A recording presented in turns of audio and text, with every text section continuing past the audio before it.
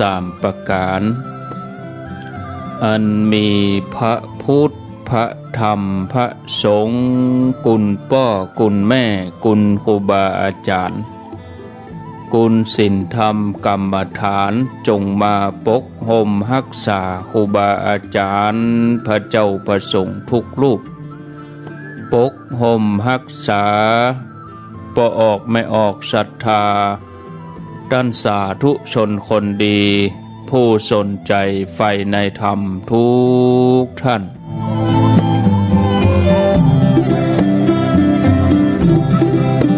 ขอ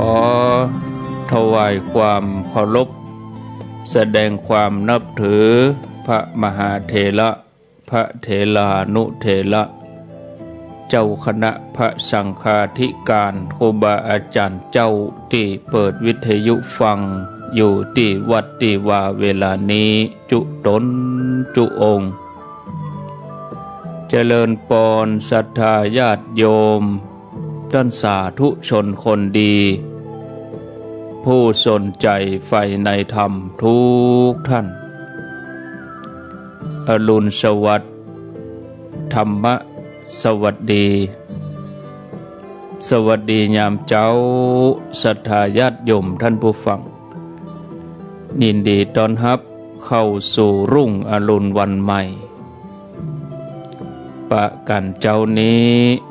เป็นเจ้าของวันศุกร์ที่29เดือนตุลาคมพุทธศักราช2564วันนี้เป็นวันพระเป็นวันศีลเดือนเกี่ยงเหนือแฮม8ค่ำเดือนเกี่ยงเหนือแฮม8ค่ำพร่ำว่าเป็นวันศุกร์สุดสัปดาห์แล้วก็ปลายเดือนตุลาคมแถมด้วยมาพบกับญาติโยมท่านสาธุชนท่านทั้งหลายในรายการเสียงธรรมแสงอรุณดำเนินรายการโดยอาตมภาพพระครูอภิวัฒนวิกรมวัดปากตังเจริญตำบลดอยหล่ออำเภอดอยหล่อจังหวัดเชียงใหม่มาพบกับญาติโยมท่านสาธุชนท่านทั้งหลายเป็นประจำเวลาตี 5เป็นต้นไปณที่สถานีวิทยุแห่งนี้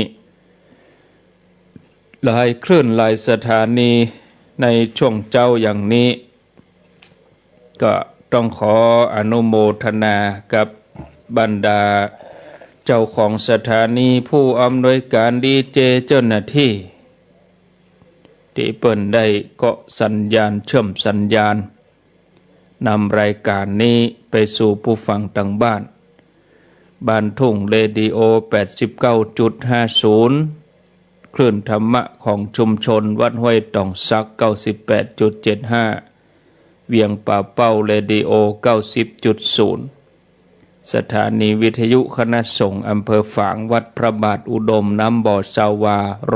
100.25 มนต์เสียงธรรมอำเภอแม่แจ่มวัดบุพาราม 106.25 วิทยุชุมชนคนเมืองลี้อำเภอลี้จังหวัดลำพูน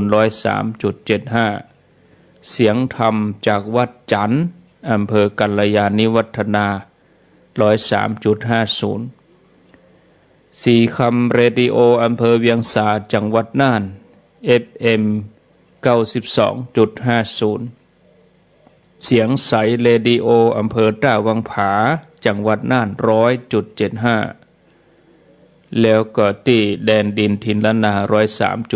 103.50 วิทยุล้านนาเรดิโออำเภอศพปราบจังหวัดลำปาง 95.75 สถานีวิทยุคลื่นพระพุทธศาสนาการศึกษาและวัฒนธรรมวัดฝ่ายหิน 104.50 เรดิโอเน็ตเวิร์กวิทยาลัยสารพัดช่างลำปางแล้วก็ที่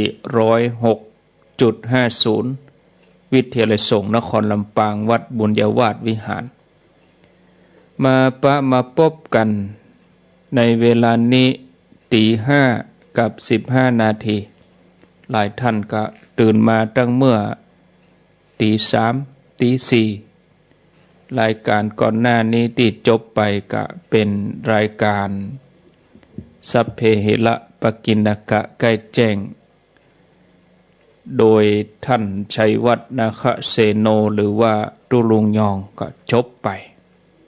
ตี5ก็มาฟังอาตมาภาพวันนี้อยู่ด้วยกันไป1 ชั่วโมงเวลา6 โมงก็เป็นหลวงพ่อพระครูปฏิภาณธรรมทินวันนี้วันศุกร์ม่อนจอมพอวันนั้นประกาศผิดไป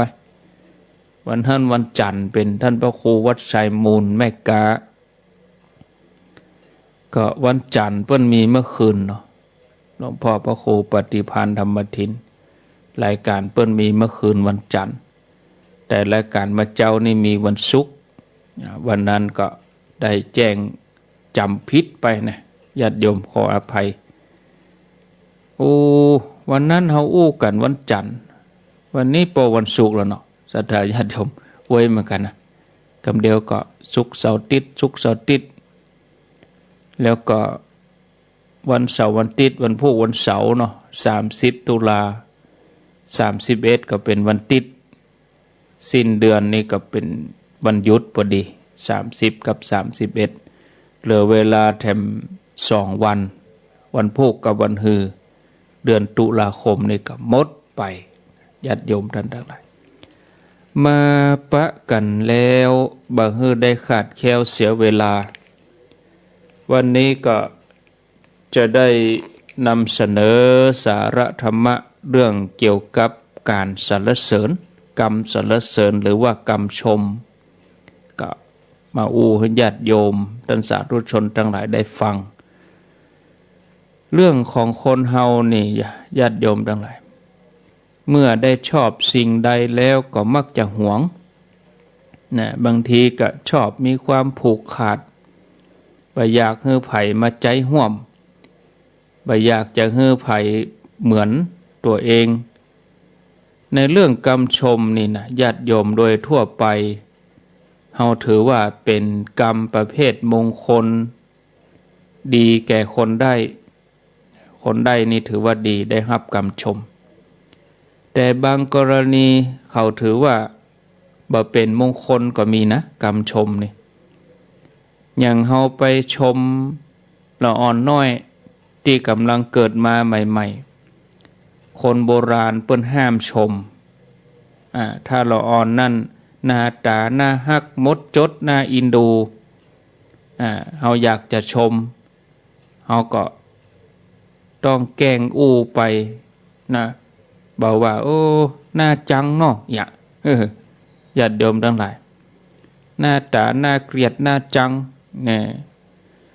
อย่างหมายความว่าชมว่าละอ่อนนั้นน่าฮักเป็นที่ฮู้กันบางทีชมละอ่อนว่าอ้วนดีก็ต้องเสแสร้งไปบอกว่าอันนี้เจ้าเนื้อก็ว่าจะชมว่าใหญ่ขึ้นมาแล้วก็ต้องว่าใหญ่เหมือนลูกหมาเลยเนาะอีก็มีศรัทธาญาติโยมบ่ฮู้ว่าเรื่องอันหยังเนาะก็เลยไปเล่นกับหัวกับหางไปอย่างนี้แต่ฮู้ว่าถ้าไปชมละอ่อนว่าหน้าฮักนะเปิ้นว่ากระเดียวผีได้ยินผีว่าละอ่อนหน้าฮักผีจะเอาไปกินว่ะผีจะมาลู่เอาละอ่อนไปเนี่ยคือไปอยู่กับผีเฮานึกไปนึกมาก็แปลกศรัทธาญาติโยมผีสร้างอะไรอย่างนี้อย่างมาบ่ฮู้แตะบ่ฮู้ว่าเนาะญาติโยมจนพอบ่ออกว่าหน้าฮักหน้าจังอย่างใดนี่ก็เนี่ยมันมีเรื่องนักขึ้นมาแต่กรรมที่ว่านี่นะศรัทธาญาติโยมก็ใจกับละอ่อนต่ออันลองเฮาไปกับคนใหญ่นี่โคตรขนาดอย่างคนหนุ่มคนสาวนี่นะจะจีบกันดีๆนี่นะลองว่าคุณหน้าตาคุณอย่างมาขี้เละเหลือเกิน หน้าตาน่าเกลียดแถมบปอเนี่ยใหญ่เหมือนหมาเนาะอีนะโอ้อย่างอีนี่เป็นว่าโดนไล่ตะเพิดแล้วเป็นจะใดญาติโยมเขาชมกับหลังกันอย่างนี้เนี่ยยังบ่ดีกะพี่สางจะได้บ่มาฮักตัวเวลาประกวดนางงามก็เลยอู้กับกันไว้บอกว่าประกวดนางขี้เลบ่ได้ประกวดนางงามไผได้ตำแหน่งที่หนึ่งก็ได้ครองตำแหน่งนางขี้เลไปขี้เลที่สุดแห่งประเทศไทยเพื่อหมู่ผีสางทั้งหลายจะได้บ่มารบกวนนางงามคนนี้ดีก็ว่าบ่ดีญาติโยมว่า อู้ไปก็ยุ่งกันเนาะเอาไปใจเฉพาะคนเอาใจเฉพาะสถานการณ์สมกับที่ว่าเรื่องของคนนี่มันก็จะบ่มายุ่งอีกนะศรัทธาญาติโยมถ้าบ่ยุ่งนะมันก็บ่ใจคนน่ะศรัทธาญาติโยมมีคนที่ไหนก็ยุ่งที่หั่นก็เรื่องส่วนตัวจะชอบกำสรรเสริญยนยอต่ออันก็ปาถืออย่างนั้นอย่างนี้ก็ยุ่งกันไปหมดศรัทธาญาติโยมทีนี้ก็มาเกิดว่าที่เปิ้นบ่ฮื้อชมละอ่อนว่าน่าฮักบ่ฮื้อชมตรงๆนั่นก็หันจะเป็นเรื่องของห่วงกรรมชมนักกว่านะกันเอาไว้ชมแต่หมู่เดียวกันเรื่องผีสางนี่คงบ่เกี่ยวเนาะแล้วก็พิจารณาพอความจริงแล้วนี่เรื่องของสรรเสริญก็จะเข้ารูปเนี้ยที่ว่าคนชอบนั่นนะอันที่จริงก็ชอบฮับบ่ได้ชอบฮื้อคืออยากได้คำชมจากคนอื่นแต่ตัวเองบ่ชอบฮื้อคำชมแก่ไผนะตรงกันข้ามกับการนินทาบ่ชอบฮับแต่ชอบฮื้อญาติโยมท่านสาธุชนก็เป็นโลกธรรมแห่มกู้หนึ่งที่มันพิกลพิการนะญาติโยมทั้งหลาย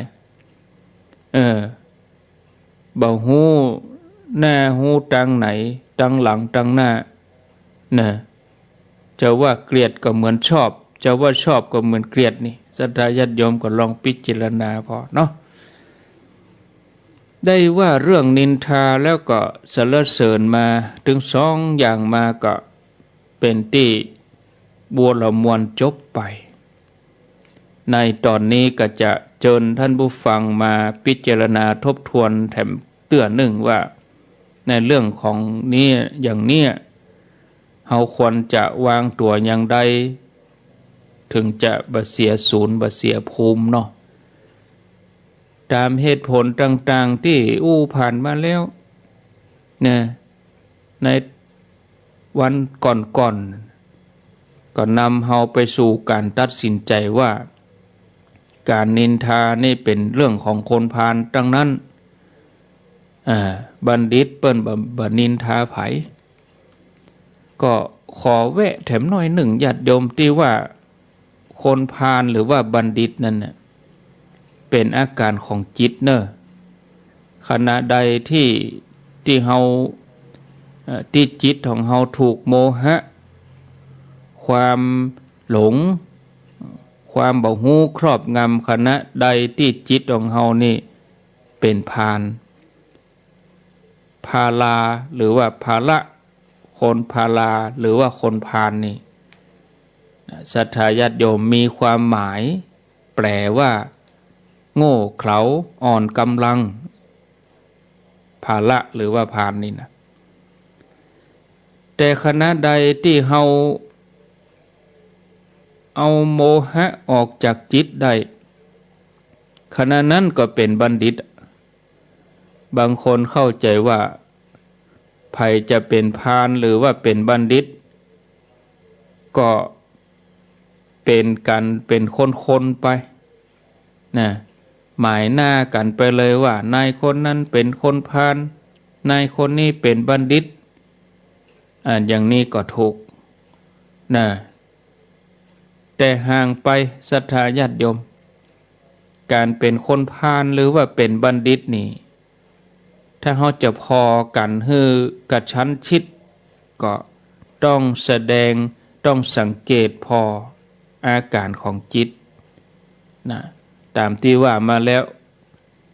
คนคนเดียวนั่นศรัทธาญาติโยมบางทีก็มาเจ้าเป็นบัณฑิตขวายมาเป็นคนพาลโต๊ะกลางวันเป็นบัณฑิตแรงมาบ่ายมาเป็นคนพาลกำเริบนะโต๊ะมาข้ามมาเป็นบัณฑิตเด็กๆมาเป็นคนพาลอย่างเงี้ยส่วนมากก็จะเป็นอย่างนี้คือเอาจิตใจเป็นเครื่องวัดว่าขณะไหนเวลาใดอยู่สภาพอย่างใดทีนี้ที่ว่าการนินทาเป็นงานของคนพาลนั้นก็คือว่าคนเฮานี่บางทีอยากนินทาคนอื่นแล้วก็บ่อยากให้คนอื่นนินทาตัวเองนินทาเขาก็เฉพาะแต่ในขณะที่ถูกจิตที่ถูกโมหะครอบงำต่ออันถ้าว่าจิตพ้นจากโมหะก็เกิดสำนึกตัวได้แล้วก็มีความบ่พอใจในการนินทาฉะนั้นญาติโยมท่านผู้ฟัง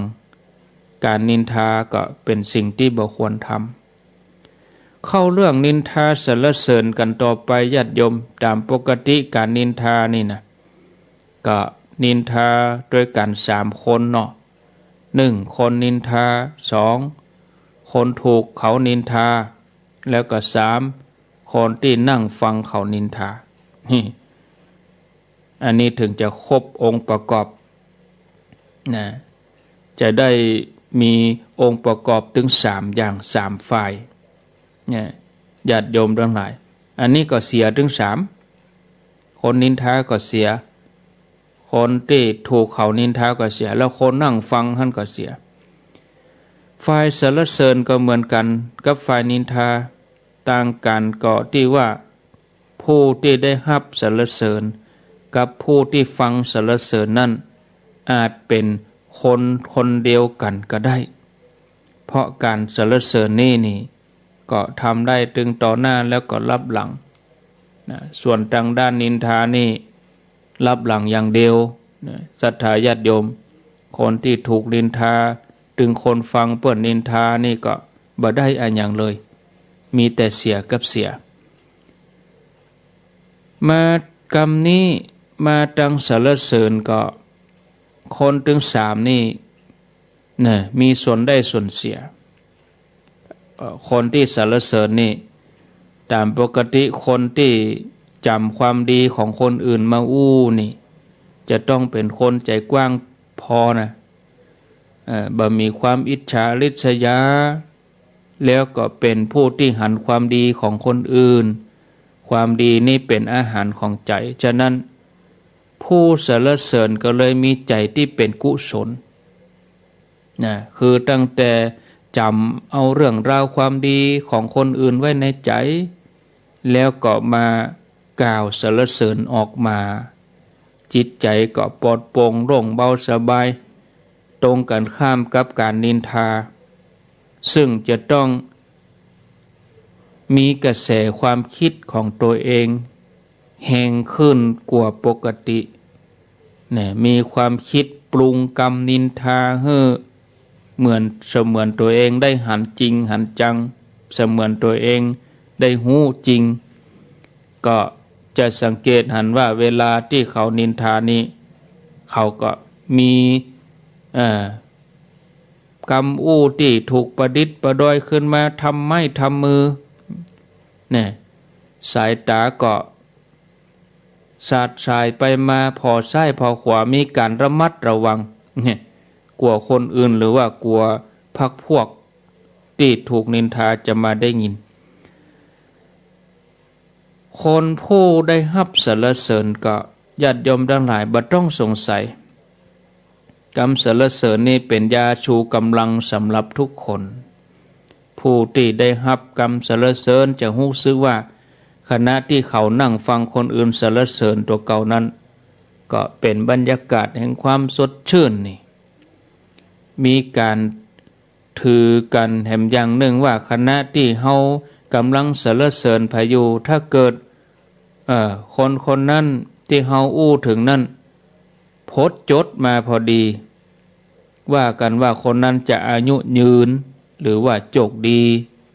เฮาอู้ถึงเปิ้นกับโผล่มาพอดีกู้สนทนาก็จะเริ่มเสนอขึ้นมาเลยว่าโอ้อายุยืนเนาะกำลังอู้ถึงพอดีเนี่ยอย่างนี้เป็นต้นสงสัยว่าคนนั้นจะอายุยืนขึ้นได้อย่างใดญาติโยมนอกจากว่าเขาได้รับอารมณ์อันที่จะทำให้จิตใจเพลิดเพลินแล้วก็สุขภาพก็จะดีนี่คนที่ฟังเปิ้นสรรเสริญกันนี้ก็พลอยสบายใจไปตัวอย่างน้อยก็รู้ว่าเขาทำดีอย่างใดถึงมีคนสรรเสริญกรรมสรรเสริญนั่นก็เก็บไว้ในใจฮะนะมันสบายดีมันบ่ฮ้อนเหมือนกรรมนินทาแต่ความรู้อย่างนี้ว่าศรัทธาญาติโยมจะปรากฏขึ้นเฉพาะในใจของบัณฑิตเท่านั้นนะสำหรับคนพาลแล้วเนี่ยฟังคนอื่นเปิ้นสรรเสริญนี่มันบ่ได้มันบ่ม่วนจิตดวงนั้นมันจะเป็นจิตอิจฉาริษยาขึ้นมาเลยยิ่งได้ยินคนอื่นสรรเสริญคนที่บ่ชอบซ้ำให้ญาติโยมแสดงอาการบ่พอใจขึ้นมาฉะนั้นเมื่อฟังเปิ้นชมเปิ้นสรรเสริญคนนั้นคนนี้ดีคนที่ถูกสรรเสริญนั้นซ้ำเป็นคนที่ตัวเองบ่ชอบเหมือนกับการเอาน้ำมาปั่นที่หูมาแตงที่ใจฟังบ่ได้เนี่ยมันเป็นอาการบ่สบายใจถ้ามีจังหวะคัดคอก็จะคัดคอเลยอันเนี้ยญาติโยมเป็นลักษณะของคนพาลกับบัณฑิตคนพาลนี่บ่มีเวลาพอที่จะมานั่งติตัวเองบ่มีเวลาพอที่จะมาสำรวจตัวเองแต่มีเวลาที่จะไปตำหนิคนอื่นนินทาคนอื่นส่วนบัณฑิตบ่มีเวลาที่จะไปตำหนิไผบ่มีเวลาที่จะนินทาไผแต่มีเวลาที่จะสำรวจตรวจตัวเองนี่ญาติโยมเนาะอันนี้ก็เอาไว้เต้าอี้ก่อนสำหรับเรื่องนินทาสรรเสริญยังมีแถมอยู่ญาติโยมเปลอะเอาไว้วันปุณกะวันจันทร์ปุณกะนี่จะได้มาอู้กันนี่เริ่มต้นเดือนใหม่ปุณกะเนาะขณะนี้เวลา 5:33 นาทีแถมนิทานไปแหมเรื่องหนึ่งก็แล้วกันคงจะพอดีกับเวลานำชาดกนำนิทานมาเล่าให้ญาติโยมทั้งหลายครอบครัวนายโคคาดนายโคคาดนี่ก็คือคนฆ่างัวเนาะเรื่องราวเป็นอย่างใดก็ลองฟังกันไปดังต่อไปนี้บุรุษคนหนึ่งดำรงชีวิตโดยการเลี้ยงงัวแล้วก็ฆ่างัวฮ้องว่านายโคคาดได้เอาจิ้นงัวนี่ออกเร่ขายตึงวันเขาก็ต้องเอาจิ้นงัวปิกมาให้ภรรยาปิ้งกินแล้วก็เอาให้เขากินเป็นอย่างนี้มาเมินแล้ว50 กว่าปีเขาทำจนติดเป็นนิสัยจะกินข้าวมาได้ก็ขาดจิ้นงัวบ่ได้แม้เขาจะรู้ว่าพระพุทธเจ้าเปิ้นประทับอยู่ที่วัดพระเจตวันซึ่งก็บ่ไกลจากบ้านของเขาก็บ่มีความคิดจะมากินมาทานจะมาทำบุญถวายอันยังแม้แต่ทัพพีนึ่งก็บ่ได้กึดจะตานวันหนึ่งนายโคคาดนี่ก็ไปขายจีนงัวหมดแล้วก็เก็บจีนไว้ส่วนหนึ่งเพื่อจะนำปิกมาให้ภรรยาปิ้งให้เขากินขณะที่เขาไปอาบน้ำเพื่อนของเขาก็มาแอวหาได้กลิ่นปิ้งจีนงัว ก็ขอซื้อสักหน่อยเพื่อจะนำไปประกอบอาหารต้อนรับแขกภรรยาเขาก็บอกว่าจิ้นงัวบ่มีแล้วขายไปหมดแล้วเหลือนี่น้อยก็กำลังจะปิ้งให้สามีกินเปื้อนก็อ้อนวอนขอภรรยาก็บ่ยอมให้เปื้อนสามีนี่ก็เลยดิบโชยจิ้นเนื้อไปคนเดียวถือวิสาสะเอาไปคนเดียวเมื่อสามีอาบน้ำแล้วก็มานั่งรอจะกินข้าวมีไหนจิ้นปิ้งข้าวบาหารจิ้นปิ้งก็เลยถามภรรยาว่ามีไหนจิ้นเอาไว้ไหนผู้เป็นภรรยาก็บอกว่าตะกี้นี่เจ้าหมู่ของอ้ายเนี่ยเปื้อนของเธอเนี่ยฉวยโอกาสเอาไปโดยพละการเปียไปปุ้นแล้วบอกว่ามาขอข้าก็บ่ฮื้อก็เลยเขาก็มาเอาไปเลยเริ่มจ้างว่าใดนะผู้เป็นสามีก็ว่าก็เธอก็หูนี่ถ้ามื้อไหนเข้ามื้อใดตัวข้าบ่ได้กินจิ้นปิ้งนี่ข้าจะกินข้าวบ่ลงไปยกเข้าออกไปยกไปเอาไว้ก่อนภรรยาขอร้องว่าอ้ายเฮ้ยนะน้องก็แกงก็พัดอย่างอื่นไว้รอมากินเต้ออ้ายผู้เป็นสามีก็มิ่งเพราะว่าขันโตคาบนี้บ่มีจิ้นปิ้งก็เลยบ่กินบ่เกินมันแล้วว่าจะอีเขาก็ลุกไปกำมีดแล้วก็เตียวไปที่คอกงัวคิดแต่งเอาหญ้ายื่นให้งัวจะกินหญ้าก็เปียลิ้นงัวนะแล้วก็เอามีดปาด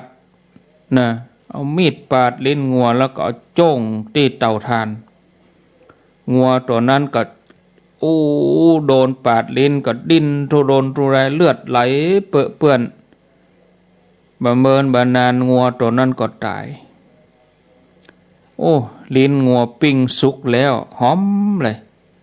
เขาก็เอามาใส่จานวางแล้วก็ลงนั่งเกียมจะกินข้าวละทันทีที่เขาเอาลิ้นงัวปิ้งใส่ปากญาติโยมทั้งหลายนะลิ้นงัวที่เขาปิ้งเนี่ยนะลิ้นของเขาก็ปุดเลยศรัทธาญาติโยมกำกันนะฮ้อนเนาะบอกกองเอาจิ้นเอาลิ้นงัวปากเอายองที่ลิ้นปุดเลยวะลิ้นปุดตกใส่จานข้าวเลือดของนายโคขาดได้ก็ไหลกิ้งนอนลงหั่นนี่ทุรนทุรายทรมานเหมือนอาการทุรนทุรายของงัวตัวนั้นเลยศรัทธาญาติโยมท่านสาธุชนท่านทั้งหลายทีนี้ลูกบ่าวก็หันเหตุการณ์ขึ้นมาบนเฮือนหันป่อดินทุรนทุรายกับตกตะลึงเนี่ยยังบ่ถูกกับแม่ว่าแม่ย่าได้ป่อเป็นหยังนี่ดินขวัดนี่ป่อเป็นหยังแม่นี่ผู้เป็นแม่ก็ว่าเนี่ยเจ้าจงดูป่อของเจ้านี่ลิ้นปุดไปแล้วเดี๋ยวนี้ดินจ้วงกิ้งเกือกไปมาเหมือนงัวความทุกข์อย่างนี้มาถึงตัวนะเจ้าบ่ต้องห่วงแม่ขใจเห่งหนีไปก่อนไปหาความสวัสดีตั้งหน้าเตอะลูกนะเขากลัวตายก็ไหว้แม่แล้วก็หนีไป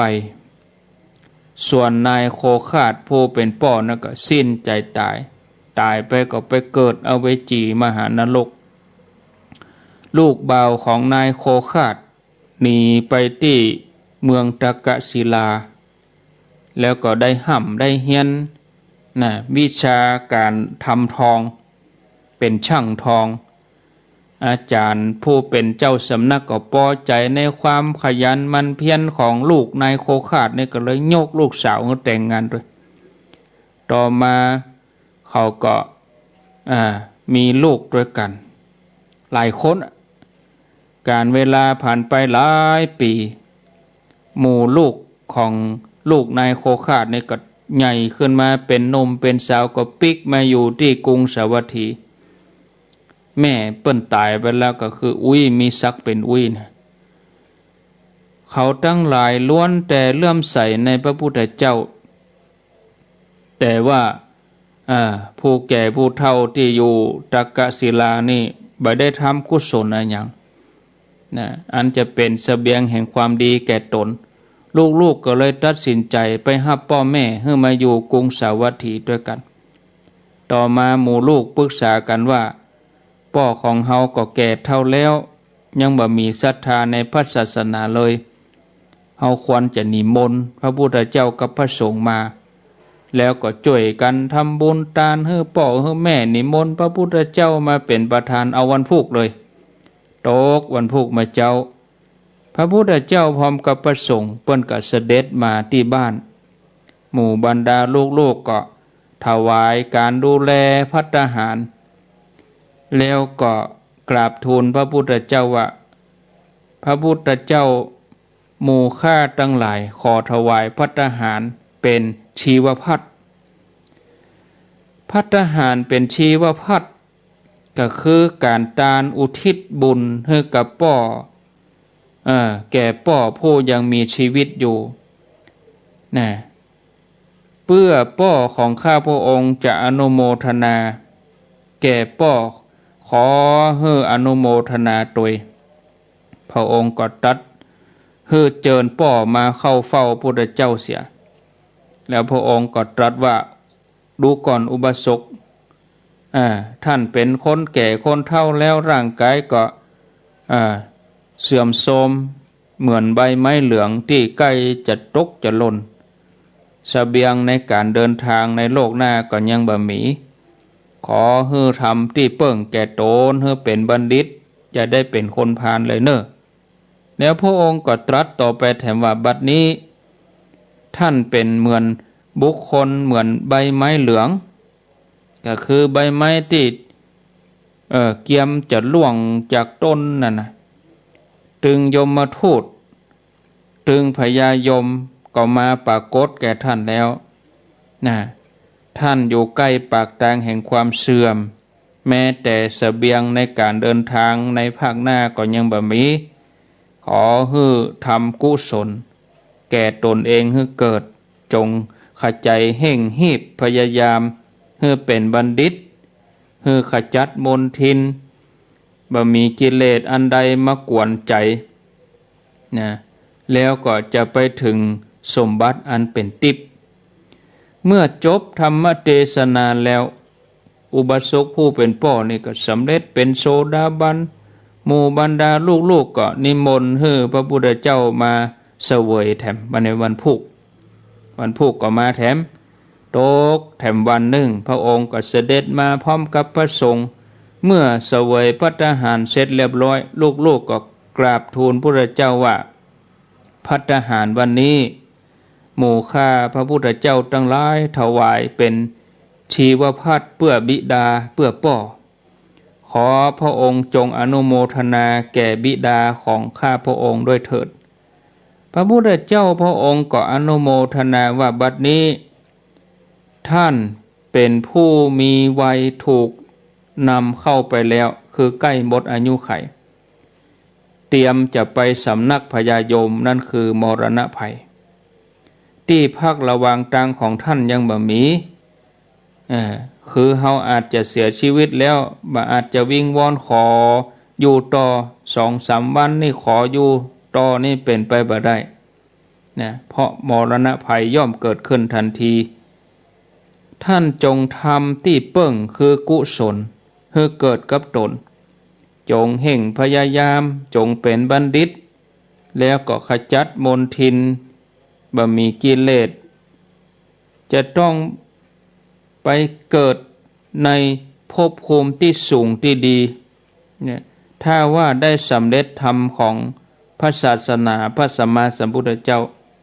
ก็จะได้บ่ต้องมาเกิดและบ่ต้องมาแก่แถมเมื่อจบธรรมเทศนา อุบาสกผู้เป็นป้อก็ได้บรรลุอนาคามีเป็นพระอนาคามีไปเลยศรัทธาญาติโยมทั้งหลายอันนี้มาตกภัตคือการถวายภัตตาหารได้สงฆ์เพื่ออุทิศแก่ผู้ตายชีวภัตก็คือการทานภัตตาหารได้สงฆ์อุทิศบุญให้ผู้ที่ยังมีชีวิตอยู่ภัตตาหารอย่างแรกทำกันเป็นประจำภัตตาหารอย่างหลังทำกันน้อยอย่างบางท่านว่าเพิ่นบ่ตายได้จะไปทานให้เพิ่นเนี่ยอย่างนี่เป็นตัวอย่างแล้วชีวภัตก็คือทานให้ผู้ที่ยังมีชีวิตอยู่ทานได้ก็ได้ทานได้บ่ใช่ทานให้เฉพาะคนตายเท่านั้นทานให้คนเป็นก็ได้เนี่ยศรัทธาญาติโยมแต่ส่วนใหญ่นี่เฮาก็นิยมกันทานกับทานให้เฉพาะคนตายคนเป็นเฮาบ่ได้ทานญาติโยมทั้งหลายคือว่ายังเฮายังทานให้ตัวเก่าเฮาได้เฮาก็บ่เจ็บตายได้หรอกทานอย่างใดทานไว้ไปหน้าทานให้ไผทานให้ตัวเก่าทานไว้ให้กับตัวกับตนเนี่ยทานไว้ไปหน้าเน้ออย่างเฮาก็ยังทานอย่างนี้เนาะทานไปเถอะเน้อญาติโยมมัตตกภัตและชีวภัตจบครบถ้วนเวลา 5:45 นาทีก็ขออนุโมทนาที่ท่านทั้งหลายได้ตั้งใจฟังกันตั้งแต่ต้นต่อไปนี้ท่านใดจะอุจาสนทนาแจ้งผลการรับฟังถามปัญหาก็ขอเจริญปอนโทรเข้ามาที่หมายเลขนี้เน้อ099 8366 322 099 8366 322เจริญปอนเจ้ากลับไปสายย่อมันพระครูไม่ฟังอยู่เนอะโทรจากดังใดแม่สายพินกันระยะวันตรงสร้างเจ้าแม่สายพินวันนี้สายแหลกลูเนาะเจ้าพกฟังอยู่นี่แหละเจ้าทำบุญไม่ได้ยากทำบาปได้ผลเร็วเนาะเจ้าเนาะทางพระครูเนาะแน่นอนเลยปาดลิ้นงัวลิ้นตัวเก่าปุ๊ดเลยนั่นน่ะเหมาะดีอ่ะกิ้งอยู่หั่นแหละใส่ทางพระครูเนอะโมทนาสาธุสาธุภัยที่อยู่กลุ่มลายที่อาตมาดึงเข้าไปแล้วเนี่ยเลย3 ทุ่มแล้วจะไปส่งอันอย่างเนอะแล้วก็ยังบ่ถึงตี 5เตี้ยก็ส่งข้อความมาแล้วถ้า3 ทุ่มแล้วบัดถ้าส่งอันอย่างแล้วสวัสดีก็อย่างนิ่งดักกันไป3 ทุ่มคือ21 นาฬิกาเจริญปอนเจ้าไว้จ่าเจ้าท่านพระครูจากที่ไหนเจ้าแม่ลิ้วโทษนะเจ้าโมทนาเจ้าเจริญปอนบางทีอรุณสวัสดิ์ตี 1เนี่ยไปว่าสักเตื้อมันไปถูกจะได้กลุ่มลายนะแล้วน่ะ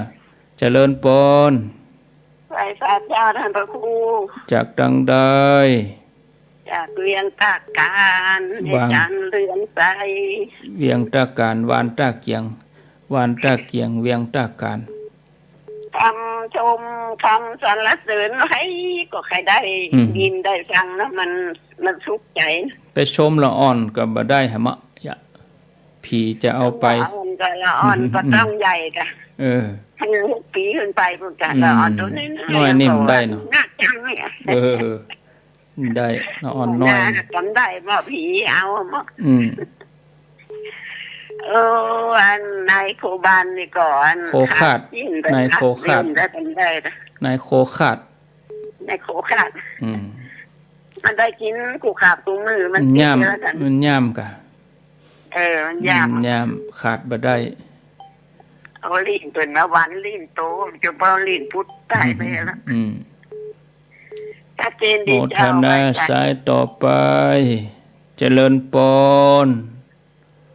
เจริญปอนจากที่ไหนจากบ้านปงหนองเวียงป้าเจ้าไว้สาเจ้าปงหนองเจ้าแม่นิดเจ้าแม่นิดปงหนองเจ้าบาปนี่หันไว้น่ะเนาะนั่นก็บุญนี่จ้าจังมันตึ้งเนาะโอ้จ้าแต่ว่ามันอมตะเจ้าจ้าแต่ว่าจุ่มเย็น กำลังใจนะเจ้าโมทนาถึงวันนะเจ้าสาธุคนที่บ่เชื่อเรื่องเหล่านี้เขาก็บ่เชื่อเขาก็บุญบ่มาบาปบ่มามงอย่าก็แล้วแต่เขาเจริญปนพระเจ้าท่านครูแม่อุ้ยอินฟังท่านครูตลอดนะเจ้ามีเอ็นน้อย2 คนให้มันถึง8ไม่อุ้ยจังเล่นเขาโอ้ม่วนแต่ว่าไอ้หมูตอนไอ้หมูจุ้ยไอ้นั่นมันอยากว่าไปว่าเพื่อนแม่เพื่อนจะมาสู้ไอ้หรอกมันเป็นอย่างนั้นว่าเล่นเขาอะไรเนาะโอ้ยมันกระเตี้ยก็ถามมันอินนี่ล่ะโมทนาสายต่อไปสำเมิงแม่สาบเจริญปนพระเจ้าท่านครูบ้านบวกเมืองลีเจ้า3 จานเลยเนาะ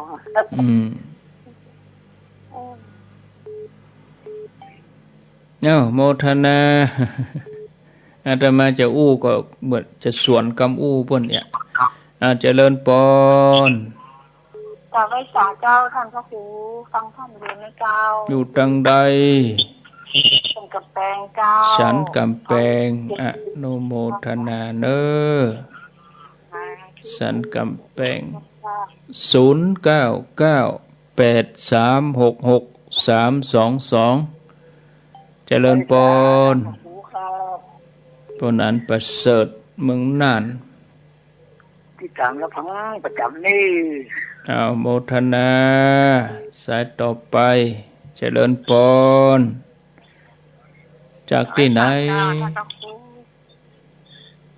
อันนี้เธอจากน้ำดิบน้อยเจ้าน้ำดิบน้อยปลาซางละปูนเจ้าโมทนาเนอจ้ากำลังคิดเตรียมตัวจะไปว่าเจ้าสาธุเจริญปนเสียงเบาไปดังแหมน้อยแม่ไลสันทรายเวียงป่าเป้าอนุโมทนาแม่ไลสายต่อไปเจริญปนติดแล้วเนอโทษจากที่ไหนจากบ้านสันสลีเจ้าสันสลีเจ้าเวียงป่าเป้าเจ้าฟังเวียงป่าเป้าเรดิโอโมทนา0998366322เจริญปนติดแล้วเนอพระเจ้ารายงานตัวรวดเลยได้เพชรดวงตีสันจีกุงสันปะตองทุ่งต้อมเจ้าสันจีกุงเจ้าบ่ล่ำได้ยินบ่ล่ำได้ยินน่ะแต่ฟังแต่บ่ล่ำได้โทรบ่ได้เนาะอันนี้คนโทรมาใหม่จะมีตัวโทรเหมือนกันมันจะมาตีแต่พยายามหน่อยก็เลิกพยายามหน่อยดีแล้วก็อนุโมทนาอันนี้ก็เต็มศาลาหั่นแล้วนี่ก็เดี๋ยวก็6 โมงก็จะลงศาลาละ7:15นี่แล้วหมดที่ปัตตังกิโลนี่นะเตศธรรมเหียภูไหว้พระหับศีลโยงเข้าพระเจ้าโยงเข้าบาทนะเตศธรรมเหียภูสวดพาหุงสุมาขวตานเสร็จแล้วก็ถวายแล้วก็กู้ธรรมะสัทธายน้อยปั่นปอน7:15แล้วเลยเรียบร้อยเลยเจริญปนไม่ค่ะเจ้านี่จะหางแก้วนะเจ้าหางแก้วหางดงฟังประจำฟังขึ้นอย่างหาอย่างนี้ก็เขาเจ้าแต่มันไหลฟังชัดเจนดีเจ้าฟังถึงว่านเนาะอยู่ดีมีสุขเนอสัตุเจริญปนจากที่ไหนภาษาพระครูเจ้าโทรจากดังใดโทรจากน้าเหลียงเวียงสาน้าเหลียงฟัง4 คำเรดิโอก้า จ้าบ้านไอ้หนุ่มนะเหลืองหั่นนะโอ้ จ้าทั้งที่ร้านนะ โอ้ยังงอมหากันเกิดเติงหากันอยู่เน้อพี่น้องเมืองน่าน เมินดำได้ไปแอวหาเนาะเอาเสียงไปเอาเสียงไปแอวเอาเนาะรอขี้คายเขาก็ค่อยไปโควิดก็หายของเราเบาบางของล่ะโอ้เจียงใหม่บ่ได้ความบัดเดี๋ยวนี้เจียงใหม่ได้ที่5ของประเทศโอ้จังหวัดนั้นมันเนาะเพิ่นสงบดีกะเพิ่นคุมได้เชียงใหม่เขาลึกเต็กปูดเต็กแมนก็เดียวกับสดไปแล้วนะก็พรดไปแล้วนั้นประเด็นนี้ขึ้นแท่น5อันดับได้อันดับที่5ครับเมื่อก่อนนี่มันเมืองใหญ่เนาะคุมยากก็เกิดว่าไก่จะบะมีว่าด้อยเตาฮอดปุ่นมีอยู่โอ้เป็นว่าไปตังแม่กาไปตังปอกกา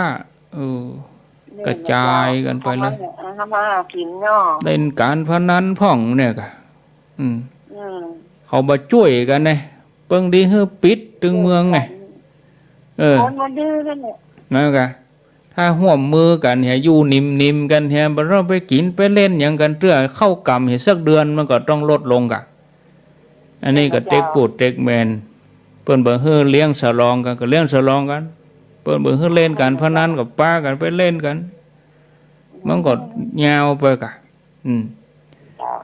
ลึงนี้เนาะเอาไปเอามาก็ได้คืนแท่นเอาไปมาเป็นพื้นที่แดงเข้มตัวเปิ้นหำละประเด็นนี้คนเชียงใหม่คนที่เปิ้นบ่ฮู้หยังก็เป็นเชียงใหม่ก็เลยเป็นโตดไปโดยเปิ้นน่ะน่ะไปที่ไหนคนเชียงใหม่แล้วเปิ้นกลัวจะไปมาเชียงใหม่จะไปมาแต่ว่านี่400ป่ายโอ้บัดลังสักหน่อยยินดีนึใช่เดี๋ยวนี้ก็แน่จะเปิดครับเปิดบาร์ทำละบ่ฮู้จะได้บ่ฮู้นี่ถ้าเฮาอยู่กันดีๆนิ่มๆกันนี่นะเหมือนเฮาอยู่กรรมกันนี่เหมือนเฮาอยู่เดือนน่ะเหมือนเพิ่นคนเกิดอยู่เดือนนะคือนิ่มๆกันเนาะอันใดที่มันเสี่ยงเฮาก็บ่ไปเนี่ยไปทำหยังกันเตื้อเนี่ยบางทีมันเกิดแต่อบายมุขน่ะมาตองพอนี่น่ะโควิดนี่มันมักอบายมุขน่ะเที่ยวกลางคืนเนี่ยดูการละเล่นการพนันดื่มสุราคบคนชั่วเป็นมิตรชัดเจนทีเดียวเจริญปนไว้สาเจ้าท่านพระปู่เจ้าเกตการามเจ้าเกตการามเจ้าว่าทางวัดเกตนี่นะซึ่งข้างหน้าซึ่งข้างหลังเป็นน่ะโอ้เดี๋ยวกำลังเตรียมตัวจะไปวัดเราอ่อนจะเปิดโรงเรียนได้เปิดโดยเปิ้นสกรรมจังหวัดอื่นที่อื่นเพิ่นได้เรียนปกติแล้ว1พฤศจิกาเนี่ยจังใหม่ก็ไปได้เรียนโดยเปิ้นหาหมอเนี่ยอิดนะเจ้าฟังแล้วก็อีอิดกับหมู่ลึงเนี่ยกะเจ้ายินดีเด้อเจ้าสาธุบางทีเฮาเฮาลนลงอย่างได้เขาก็บ่ใจสนใจนะเขาบ่ฟังบ้านเมืองเปิ้นบอกเปิ้นกล่าวบ่ฟังนี่เหลือกรรมผลสุดท้ายเนี่ยไม่เห็นลงศพไม่หลั่งน้ำตาได้ประสบด้วยตัวเองแล้วโอ้ตุกอย่างอีแต่รู้อยู่อันกักตัวถึง14 วันมันตุกจะอีแต่รู้กันนี้จะจำเนอะจะลาบไปเลยเนอะกันนี่นะแหล่งกัวกับแหล่งเข้าใกล้เนาะเปิ้นกัวกันกับลู่เข้าใกล้ติ๊กๆอย่างคนเฮานี่แปลกเหมือนกันอินดูหมู่คนเฒ่าคนแก่อินดูละอ่อนนี่กะเนี่ยเพิ่นจะได้เฮียนกันแล้ววันที่1 พฤศจิกายนนี่ก็ชะลอไปก่อนเนี่ยที่อื่นเพิ่นเปิดกันล่ะจังหวัดที่เพิ่นปลอดภัยสีฟ้าเอาไปเอามาการงานอะไรอย่างก็เลยบ่ได้ทำกันแล้วถ้าตัวเลขหน่วยเลขหลัก10นี่ติดต่อกันหลัก10สักเดือนนี่ก็ดีอยู่อันนี้ก็ไปโผล่กันคุมกันมา เป็นตัวใดตัวดียังเดี๋ยวดูได้เพราะเฮาล้นเลิกกันแหละนะเอาผลสุดท้ายก็รับกรรมไปพร้อมกันหมดการวัดกันว่าการชวนรวมกันนั้นก็กระทบกระเทือนหมดไปถึงลูกถึงหลานบุญโรงเรียนก็บ่ได้เปิดโอนรับจ้างคนค้าขายก็เมื่อไปทางกาดก็ไม่กล้าบ่ไปกาดก็บ่มีครัวมาขายเขาก็บ่ได้ซื้อเปิ้นบอกชัดเจนแท้ปลูกผักปลูกหยังคนเดียวเนี่ยเฮาอุ่นใจว่านึงเปเลอะไม่กล้าเปิ้นปิดกาดเลยนะผักแปลงหอมป้อมผักจีผักป้อมมาได้ซื้อเหี่ยกู้คาบที่จริงเอาจอมดินให้มันดึงได้แล้วไม่ได้เอาไปมาผักแปลงเอาลาไปก่อนญาติโยมเด้อ